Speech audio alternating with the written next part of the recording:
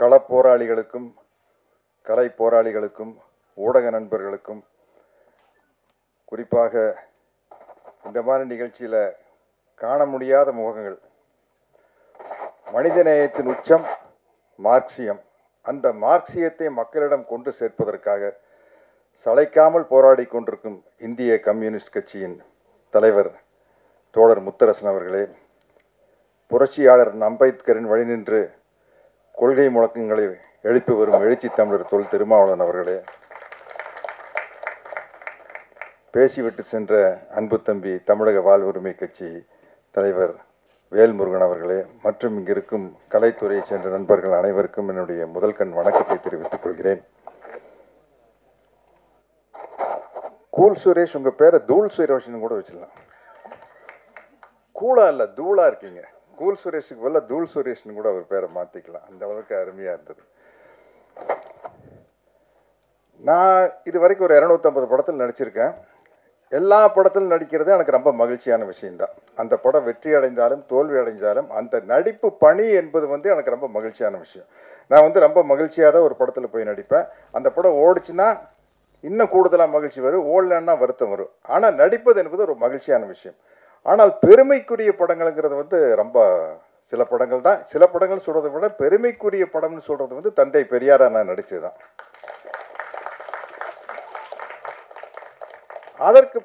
அதுக்கப்புறம் சில பெயர்களை தாங்கி நடிக்கும்போது ரொம்ப மகிழ்ச்சியாக இருக்கும்.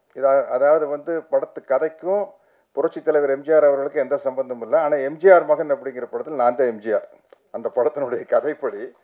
அதே மாதிரி தோழர் சேகுவாரா கூட என்னை எந்த வகையிலையும் ஒப்பிட்டு பார்க்க முடியாது. அப்படிப்பட்ட ஒரு ஒப்பற்ற புரட்சியாளர் தோழர் சேகுவாராக இருக்கவே முடியாது.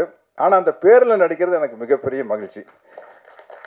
ஏற்கனவே யாரோ சொன்னாங்க தோழர் சேகுவாருடைய கெட்டப்பில் நான் நடிச்சிருக்கேன். புரட்சிக்காரன் அப்படின்னு ஒரு படம், நம்ம வேலு பிரபாகரன் அவர்கள் தயாரித்த படத்தில் நான் தோழர் சேகுவாரா கெட்டப்பில் நடிச்சிருக்கேன். அதே தான், புரட்சிக்காரன் படத்தில் தோழர் சேகுவாரா கெட்டப் நடிச்சிருப்பேன். இந்த தோழர் சேகுவாரா அப்படிங்கிற டைட்டில் நடிக்கிறது எனக்கு ரொம்ப சந்தோஷமான ஒரு பெருமையான விஷயம். இந்த படத்தினுடைய தயாரிப்பாளர் அனீஸும் இந்த படத்தினுடைய இயக்குனர் அலெக்ஸும் என்னை பார்க்க வந்தப்போ சொன்ன விஷயம் எனக்கு அப்படியே புல்லரிச்சிருச்சு. அவ்வளோ மகிழ்ச்சியாக இருந்தது. இந்த கதையை எழுச்சி தமிழர் தம்பி திருமாகிட்டையும் திராவிடர் கழக தமிழர் தலைவர் ஆசிரியர் வீரமணியாகிட்டையும் போய் இப்போ கதையை சொல்லி இதில் இந்த தோழர் சேகுவாராங்கிற டைட்டில் ரோல் அந்த படத்தை இந்த காலேஜினுடைய ப்ரொஃபஸராக நடிக்கிறதுக்கு யார் இருந்தால் சரியா இருக்கீங்களா, தம்பியும் சரி ஐயாவும் சரி சத்யராஜ் தான் கரெக்டுட்டாங்க. அதுக்காக உங்களுக்கு ஒரு மிகப்பெரிய நன்றியை எழுச்சி தமிழர் அவர்களுக்கு இந்த நேரத்தில் நான் கூறிக்கிறேன். ஏன்னா அது நடிப்பாக இருக்காது, அது உள்ளார்ந்து வர்ற ஒரு செயலாக இருக்கும். அப்படிங்கிறதுனால என்ன சொன்னது எனக்கு ரொம்ப மகிழ்ச்சியாக ரொம்ப பெருமையாக இருந்தது. எனக்கு இவங்க இந்த சென்சாரில் வெட்டப்பட்ட காட்சிகளெல்லாம் இங்கே போட்டு காட்டினாங்க. இந்த எல்லா காட்சியும் படத்தில் இருக்குது, ஆனால் வசனங்கள் வேறு. நான் மறுபடியும் அதில் ரீடப் பண்ணி வேறு வசனங்களில் சென்சாரினுடைய விதிகளுக்கு உட்பட்ட வசனங்கள் தான் இந்த காட்சிகள்லாம் வருது இல்லையா. அதனால தான் அதுக்கு நம்ம சென்சார் சர்டிஃபிகேட் கொடுத்துருக்காங்க. அதனால் அதை இந்த படம் செப்டம்பர் 20ஆம் தேதி வெளியாகிறதுல ஏதாச்சும் தடங்கள் வந்துடுமோன்னு விநியோகஸ்தர்களோ திரையரங்கு உரிமையாளர்களோ பயப்பட வேண்டிய அவசியம் இல்லை. சென்சாரில் என்ன சொன்னாங்களோ அதை மாற்றி பண்ணியாச்சு இல்லையா. ஏன்னா இது பராசக்தி காலத்திலேருந்து இருக்குது, வேலைக்காரி அண்ணா காலத்தில் இருக்குது. அண்ணா எழுதின வேலைக்காரிலிருந்து கலைஞர் வசனம் எழுதின பராசக்தியிலிருந்து இந்த மாதிரி பிரச்சனைகள் இருந்துக்கிட்டு தான் இருக்குது. அமைதிப்படையில் இருந்தது. வேறம் புரியுது படத்தையே தடை பண்ணாங்க. அந்த படத்தை அப்போ முதலமைச்சராக இருந்த புரட்சி தலைவர் எம்ஜிஆர் அவர்கள் தான் அந்த படத்தை பார்த்துட்டு இயக்குனர் பாரதிராஜா அவர்களை கூப்பிட்டு நீ தியேட்டர் எடு நான் பார்த்துக்கிறேன் அப்படின்ட்டாரு. அப்படி வெளிவந்த படம் தான் வேறம் புரியுது. அந்த மாதிரி இந்த பல சிக்கல்கள் உள்ள படத்தில் நான் நடித்த எனக்கு ரொம்ப அனுபவம் இருக்குது. இந்த படம் நடிக்கும்போது தம்பி அலெக்ஸை பார்த்தப்போ எல்லாருக்கும் நான் தோழர் முத்தரசன் சொன்ன மாதிரி ஒரு சின்ன பையன் அப்படின்னு தான் நினச்சோம். ஆனால் நான் நடித்த காட்சிகளை பற்றி தான் எனக்கு தெரியும். ட்ரைலர் பார்க்கையில் தான் எனக்கே பிரமிப்பாக இருக்குது.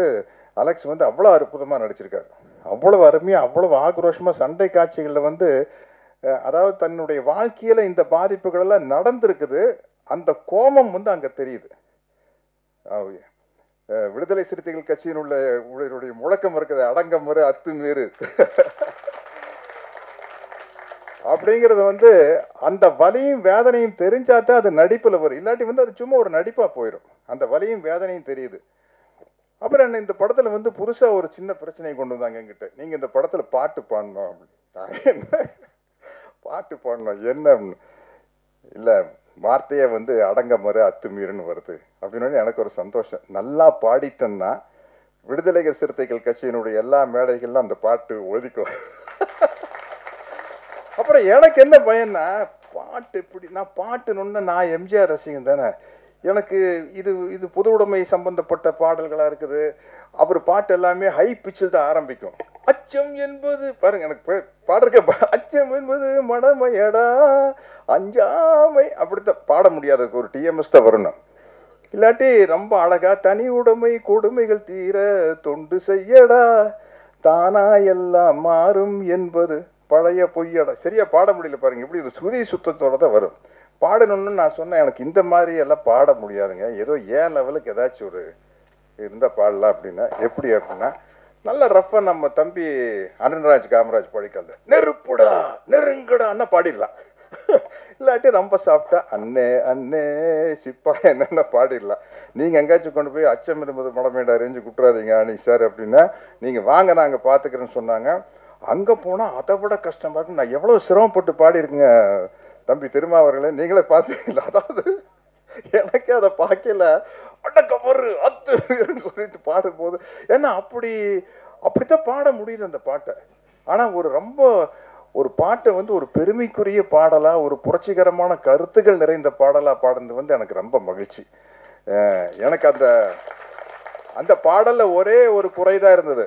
இதையெல்லாம் இந்த அக்கிரமங்கள் நடக்கும்போது வருவான் புரட்சி தமிழனேன்னு என்னை காட்டுறாங்க. நான்லாம் ஒரு புரட்சி தமிழன் இல்லை, தமிழன், புரட்சி தமிழன் கிடையாது. அது புரட்சி தமிழனுங்கிற பட்டம் இங்கே தோழர் முத்தரசன் அவர்கள் விரும்பினாலும் விரும்பாட்டி பொருந்தும், எழுச்சி தமிழருக்கும் பொருந்தும், தம்பி வேல்முருகனுக்கும் பொருந்தும். பட் அது வேற எங்கேயோ போயிடுச்சுன்னு நினைக்கிறேன். இன்னும் இருற மாதிரி.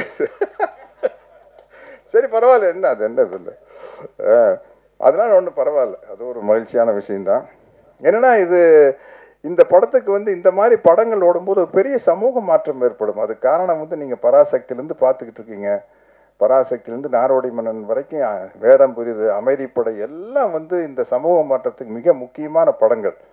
அந்த மாதிரி படங்கள் இப்போ நிறைய வர ஆரம்பிச்சிருச்சு. தம்பி பா ரஞ்சித்துடைய படங்கள், மாரி செல்வராஜ படங்கள், வெற்றிமாறனுடைய படங்கள், அதெல்லாம் வந்து பிரமாதமான சமூக கருத்துக்களை கொண்டு வராங்க.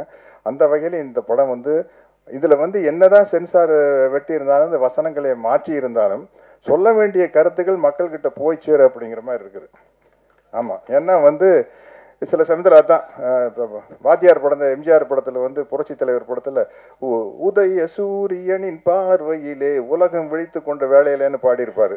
அதை சென்சாரில் வந்து உதய சூரியன் சொல்ல முடியாது, சொல்லக்கூடாது, அது வந்து திமுகனுடைய சின்னம்னு அதை சென்சாரில் கட் பண்ணி உதய சூரியனை புதிய சூரியன் மாற்றியிருப்பாங்க. இருந்தாலும் மக்கள் மனசில், எங்கள் மனசுல எல்லாம் உதய சூரியன் போய் தான் பறிஞ்சுது. மேடையில் முழங்கு அறிஞர் அண்ணா போல்னு பெற்றால் தான் பிள்ளையால நல்ல நல்ல பிள்ளைகளை நம்பி இந்த நாடே இருக்குது தம்பியில் பாடியிருப்பார். அதை மேடையில் முழங்கு அறிஞர் அண்ணாங்கிற வார்த்தையை மாற்றி மேடையில் முழங்கு திருவிக்கா போல்னு சொல்லியிருப்பாங்க. இருந்தாலும் படம் பார்க்கல தெளிவாக தலைவருக்கு ஒரு க்ளோஸ்அப் வச்சு அந்த வார்த்தைகள் வரும்போது அறிஞர் அண்ணாங்கிற வார்த்தை தான் மனசில் போய் பதியும். அதனால் வந்து இந்த படத்தில் வந்து எல்லா விதமான சட்ட சிக்கலையும் தீர்த்து சென்சார் சர்டிஃபிகேட்டு வாங்கி செப்டம்பர் 20 இந்த படம் வருது. அதனால் வந்து இப்படிப்பட்ட ஒரு துணிச்சலான ஒரு கொள்கை கூட்டம் சினிமாவுக்கு வரணும், தொடர்ந்து வந்துக்கிட்டே இருக்கணும். ஏன்னா வந்து சினிமாங்கிறது ஒரு கலை அம்சம், பொழுதுபோக்கு அம்சமாக இருந்தாலும் கூட ரஷ்யாவின் புரட்சியாளர் தோழர் லெனின் முதற்கொண்டு கலை வடிவத்தை ஆதரிச்சுக்கிறாங்க. கலை வடிவத்தின் மூலமாக ஒரு புரட்சி மக்களிடம் மிக தெளிவாக மிகச் சிறப்பாக சென்றடையும் என்பதில் ஆணித்தனமான நம்பிக்கை களப்போராளிகளுக்கு இருக்குது. அதற்கு துணை நின்ற தம்பி அனீஸ் அவர்களுக்கும் அலெக்ஸ் அவர்களுக்கும் என்னுடைய மனமார்ந்த வாழ்த்துக்களை கூறிக்கொண்டு விடைபெறுகிறேன். நன்றி, வணக்கம்.